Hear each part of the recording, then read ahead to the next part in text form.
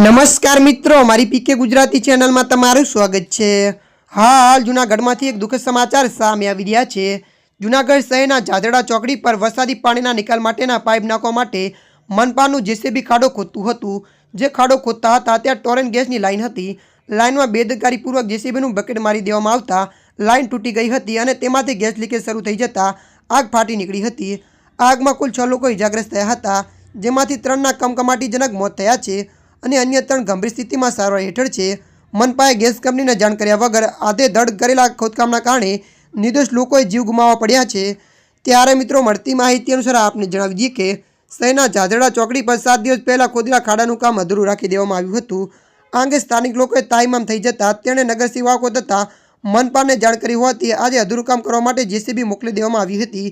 જેસીબીના ચાલકે કોઈપણ વિભાગના અધિકારી કે જવાબદારીઓની હાજરી વગર ખોદકામ ચાલુ કરતા ગેસની લાઇને જેસીબીનું બકેટ મારી દેતા અચાનક લાઇન તૂટી જતાં તેમાંથી પ્રેશર સાથે ગેસ લીકેજ થવાનું શરૂ થઈ ગયું હતું।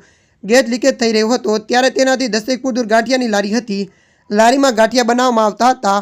લીકેજ થયેલા ગેસ સીધો ગાંઠિયાની લારીના ચૂલા પાસે પહોંચી જતાં આગે વિકરાળ સ્વરૂપ ધારણ કરી લીધું હતું।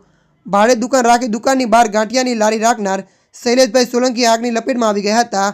આગ બેકાબૂ બની ગઈ અને બાદ એક દુકાનમાં પસરવા લાગી હતી।